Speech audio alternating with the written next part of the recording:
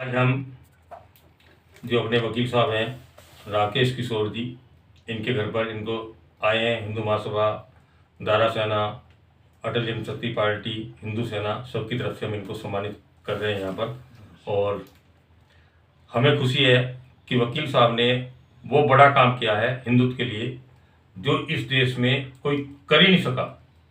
ये जो supreme court के जज हैं, ये कभी आपके दिवाली के पटाखों पर रोक लगाते हैं, कभी फूल मूर्ति विसर्जन पर रोक लगाते हैं, कभी नाग पंचमी को नाग पूजा नहीं करने देते। ये अभय श्रीनिवास अरे जल्लीकट्टू पर रोक लगाते हैं, दही हांडी की लंबाई तय करते हैं, साबरीमाला में स्त्रियों का प्रवेश खुलवाते हैं।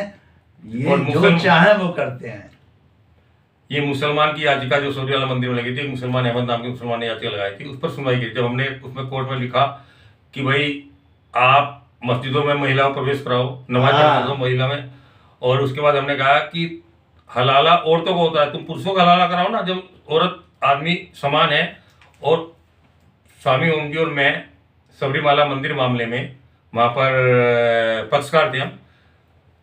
जब हम गए 3 दिन में बैठे बैठे हो गया, तो स्वामी जी ने कहा कि तुम जाके उल्लेख करो। तो मैंने दीपक मिश्रा को उल्लेख किया कि हमें सुनो। तो दीपक मिश्रा साहब कहते हैं आप दलीलें लिख कर दे दीजिए। मैं लिख कर देनी है?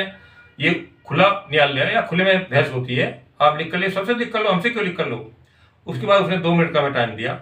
2 मिनट जब जिस दिन 1 अगस्त 2018 को जब स्वामी जी ने देखा सुनवाई पूरी हो चुकी है, तो स्वामी जी और हम आगे गए।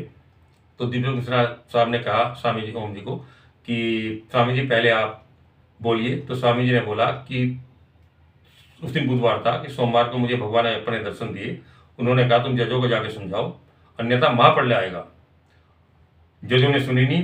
7वें दिन ही केरल में महाप्रलय आ गया। इतनी बड़ी बार केरल के इतिहास में नहीं आई। किंतु ये भगवान को नहीं मानते। अरे तुम नहीं मानो भगवान को, मत मानो, किंतु तुम 100 जो हिंदुस्तान के 100 करोड़ से ज्यादा हिंदू हैं, उनकी आस्था में क्यों प्रहार कर लो। तुम अपने घर में रखो ना अपनी अनास्था।